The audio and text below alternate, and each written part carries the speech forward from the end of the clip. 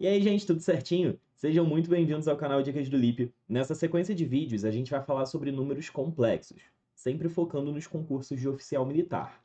Vamos dar uma olhada aqui comigo? Diferente de muitos livros e até mesmo muitos professores, normalmente a galera começa falando do I, fala da forma algébrica, vai desenvolvendo, já fala de módulo, conjugado, etc. E aí sim, para falar da forma trigonométrica, fala-se do plano de Argand-Gauss. Eu faço um tanto diferente, acredito que fique muito otimizado dessa maneira. Eu já começo falando do plano de Argand-Gauss, e aí na sequência eu já consigo falar da forma algébrica e da forma trigonométrica quase que juntas. Então, numa mesma aula, a gente já consegue fechar essa parte toda. Mais para frente a gente vai falar da forma exponencial, como que se calcula módulo, conjugado e por aí vai. Legal? A gente vai ter o seguinte então. Assim como acontece no plano cartesiano, que por sinal vai ter muitas semelhanças com o plano de Argand-Gauss, no plano cartesiano a gente tem um eixo x horizontal e um eixo y vertical. No Argand-Gauss, a gente não chama de eixo x e eixo y. A gente chama de eixo dos reais, é o horizontal, e eixo dos imaginários é o vertical. Daqui a pouco a gente conversa mais sobre cada um desses eixos. Mas o nosso pensamento aqui vai ser o seguinte: eu vou pensar que o complexo, ele, na prática, é representado como se fosse um vetor. A gente vai ter uma analogia muito forte entre número complexo e um vetor do plano cartesiano. O que seria o vetor? Normalmente ele vai partir da origem. Vetor não tem ponto de partida. Ele pode partir de onde você quiser. Mas o vetor é uma seta que tem módulo, direção e sentido. Normalmente, a gente representa o vetor partindo da origem e chegando até um ponto final. Legal? Para os complexos, esse ponto final a gente vai chamar de afixo. Tranquilo? Esse ponto P a gente vai chamar de afixo. Já vou até escrever aqui o nome dele. Vou botar digitado, que eu acho que vai ficar bem melhor. Tudo bem? E aí, o que é esse afixo? Simplesmente é o ponto onde o meu complexo vai, entre aspas, terminar. Ele começa na origem, vai terminar. Opa! Ele começa na origem, vai terminar no afixo, no ponto P. A seta toda é o nosso complexo. Normalmente a gente vai usar a letra Z para representá-lo. Tudo bem? Então pode acontecer de o complexo representado, ou o complexo que tem o afixo 2,5, ele está dizendo que o ponto de chegada do complexo é o 2,5. Isso já me dá a forma algébrica dele, por exemplo. Daqui a pouco a gente chega nela. Legal. Coisas que são interessantes ainda no complexo. Já que o complexo é representado por um vetor, e vetor tem módulo, direção e sentido, a gente pode representar o módulo. Eu vou usar aqui a letra R. É bastante comum usar a letra Rho também. Rho é uma letra grega, parece muito com P. Eu não estou usando Rho porque já tem um P aqui na minha história. Daqui a pouco tu vai achar que tudo é P. Não, não é. Existe o R, que é o módulo, e existe o P, que é o afixo. Tranquilo? Beleza. Então, o R, como eu falei agora, né? É o módulo. E para poder representar tanto a direção quanto o sentido, você consegue representá-las, de certo modo, juntas. A gente vai falar do θ. Esse θ aqui, esse θ aqui é o ângulo que a minha seta, o meu vetor, meu complexo, está fazendo com a horizontal, sempre com o sentido positivo da horizontal, do eixo dos reais. Lembra que é tipo o nosso eixo X, né? Então é como se fosse aquele ângulo do coeficiente angular de uma reta. No caso de uma reta, tu não poderia ter o ângulo 90 graus, porque tem aquele rolê todo da tangente e tudo mais. Não é esse o foco. O θ, representando ali a inclinação do meu complexo, ele pode ser qualquer número de 0 a 360. Poderia ser mais do que 360? Poderia, mas se eu boto 420, pô, pra que bulhufas eu vou dar uma volta completa e andar mais 60 graus? Não era mais jogo botar logo 60 graus? Não tem por que olhar para 420 graus, entende? Então, por padrão, o argumento que a gente vai usar, ele é sempre um ângulo entre 0 e 2π. O próprio 2π tu já não usaria, né? Porque é a mesma coisa que o zero, é congruo do zero, pensando na trigonometria, mas seria essa ideia. É só para a gente ter algumas nomenclaturas.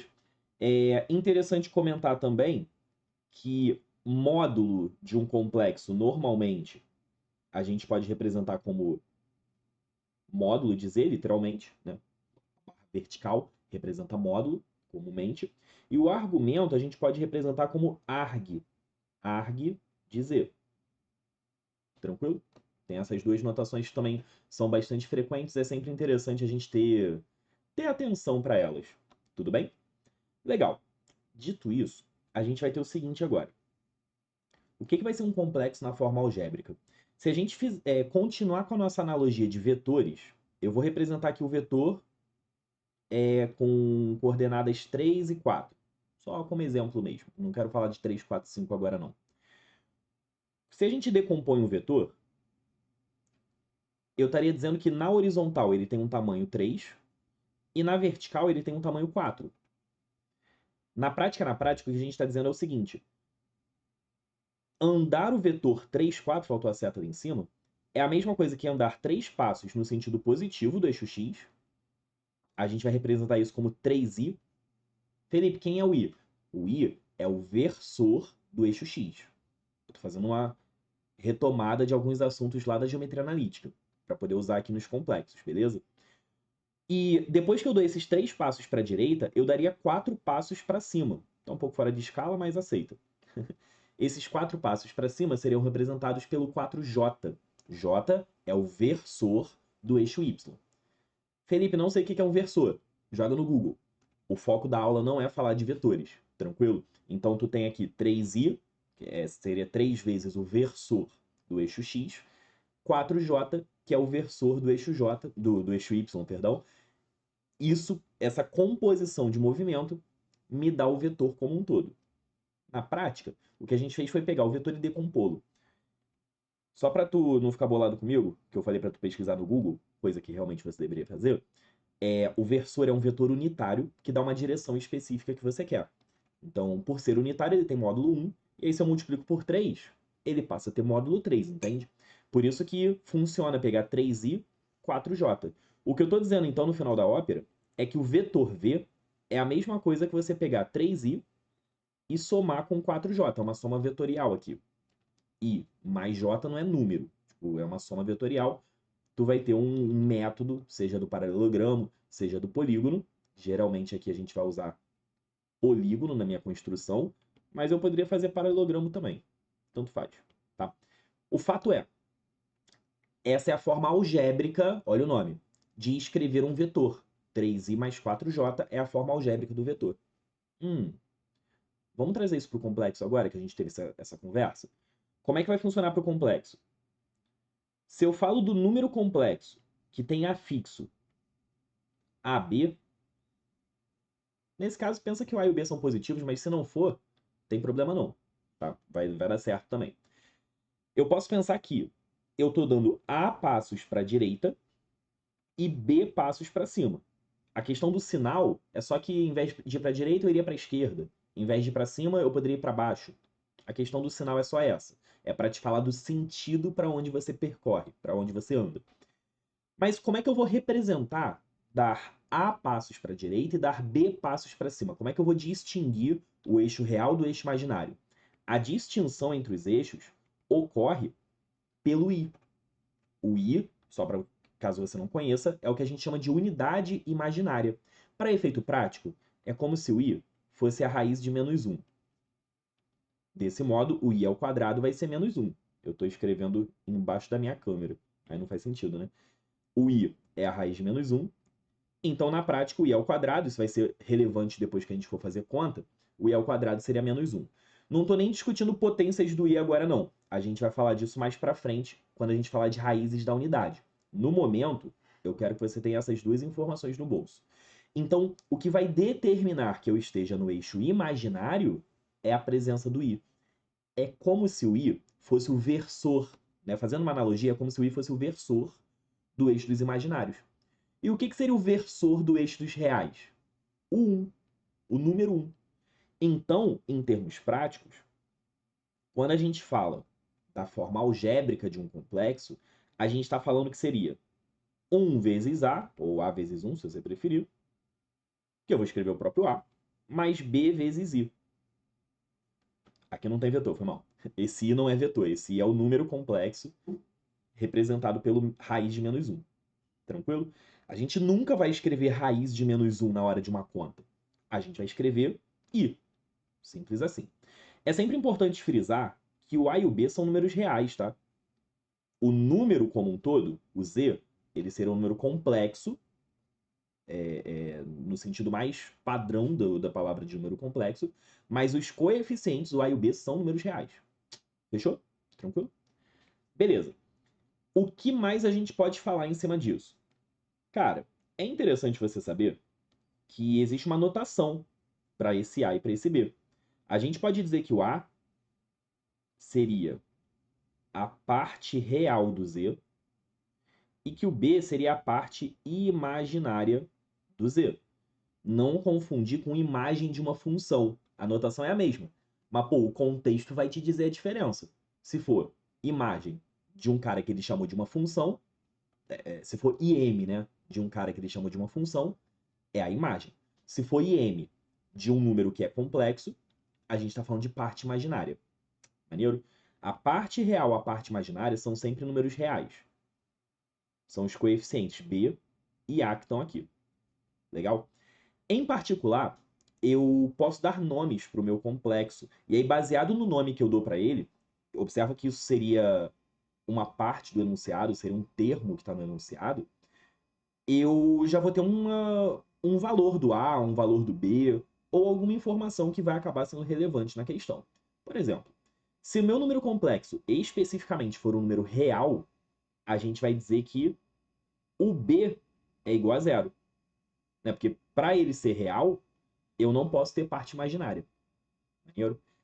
Na sequência, se eu quero dizer que meu número é imaginário, aí basta dizer que o B é diferente de zero. Não tem nada sobre o A. Imaginário é porque ele tem a parte imaginária. Nada impede que ele tenha a parte real também.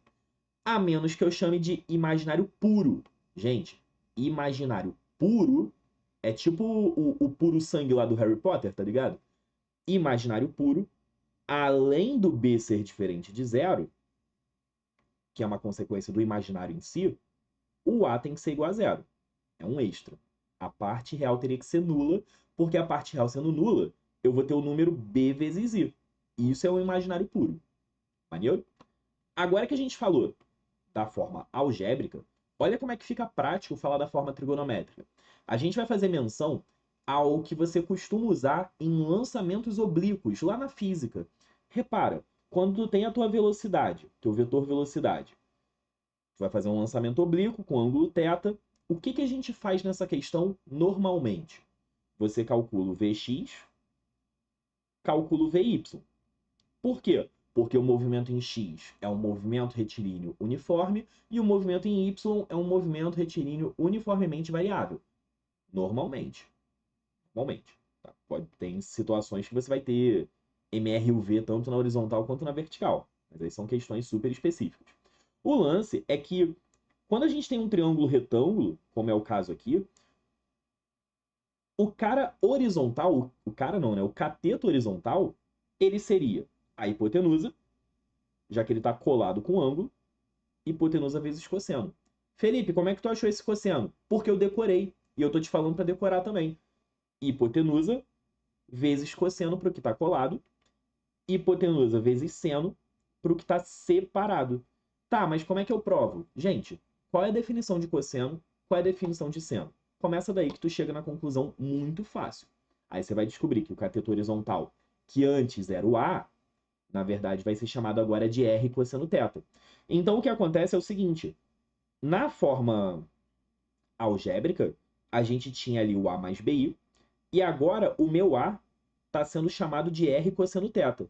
Felipe, mas e se o A for negativo? Tem problema não. O cosseno vai ser negativo, porque o ângulo vai ser outro. Vai ser um ângulo do segundo quadrante, um ângulo do terceiro quadrante. Então o cosseno vai agir de acordo com o quadrante que você está. Isso tem a consequência direta nos sinais, tudo bem? Então, R cosseno θ mais R seno θ, que seria o B, vezes I, isso não é a forma trigonométrica ainda, é a forma algébrica. Só que se eu botar o R em evidência, é coisa besta. Se eu boto o R em evidência, a gente tem a chamada forma trigonométrica. Mas para ser bem honesto, não é assim que a gente escreve não, tá? Pô, imagina, mó rolezão, R vezes cosseno θ mais I seno θ. Nossa senhora. A gente usa uma sigla, C, I, S. Foca onde é que está a posição do C, do I, do S. A gente fala que esse termo é o cis de θ. Então vai ser R vezes cis de θ. Essa é a nossa forma trigonométrica. Onde o R a gente já sabe que é o módulo do Z e o θ a gente já sabe que é o argumento do Z. Belezinha? Essa vai ser a nossa anotação. Argumento de Z. Show de bola? Tranquilo? Só para a gente pontuar, assim como a gente falou do real, do imaginário puro, dá para falar desses nomes na forma trigonométrica também. E aí a gente fecha esse vídeo para no próximo falar de forma exponencial. A gente vai ter umas coisas a mais para introduzir ali. A gente vai dizer na forma trigonométrica que meu número é real, em termos práticos, é quando ele estiver sobre o eixo horizontal, que é justamente o eixo dos reais, certo? Só que no cara aqui da direita, né, no arco da direita, a gente tem um ângulo zero. No arco da esquerda, a gente tem um ângulo π. Então, se o meu argumento tem que ser zero ou π, claro, poderia ser 2π, 3π, 4π, 5π, 6π, 7π. Poderia ser qualquer múltiplo do π. Então, a gente vai dizer que para o número ser real, o meu argumento tem que ser da forma kπ com k inteiro. Isso aqui vai fazer diferença em certas questões em que ele fale, sabendo que esse número é real, você pode dizer que o argumento é da forma kπ. Tu não pode dizer que o argumento é zero, que o argumento é π, porque aí definiria o sinal, né? Mas se ele falar, é um real positivo. Gente, onde estão os reais positivos? Para a direita. Então, no círculo trigonométrico, que é onde está posicionado o θ, né? Observa que o círculo trigonométrico aqui não é de raio 1, é de raio R, que é o módulo do complexo em si. Mas, se eu falo que é um real positivo, tem que ser o cara da direita, tem que ser o 0, 2π, 4π. E se eu falo que é real negativo, tem que ser o da esquerda. Então seria π, 3π, 5π, menos π. Maneiro? Então a gente poderia até comentar isso aqui. Se eu especificar para os positivos,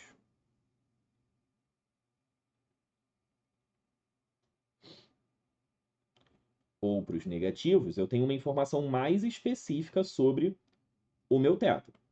Então aqui seria θ igual a 2kπ, sempre com k inteiro. E aqui seria θ igual a π mais 2kπ, sempre com k inteiro. E aí, para fechar o imaginário puro, repara, imaginário puro tem que estar no eixo y, né, no eixo dos imaginários. Então, para ser imaginário puro, teria que ser algo do tipo... Nossa, nem coube, né? Teria que ser algo do tipo π sobre 2, que é o 90 graus, mais kπ. Não precisa ser π sobre 2 mais 2kπ, porque não é só o ponto de cima, é o de cima e o de baixo. Então, eu ando de meia em meia volta. Perceba que aqui a gente já está usando um bocado de trigonometria. Informações básicas da trigonometria, mais um bocado de trigonometria. Então, tem que ter isso em mente quando for executar. Show de bola? Tranquilo? Então, por agora a gente fecha esse vídeo. No próximo a gente vai falar de forma exponencial. E o que seria uma questão usando forma exponencial? Questão até que já apareceu na escola naval. Vamos dar uma olhada no próximo vídeo.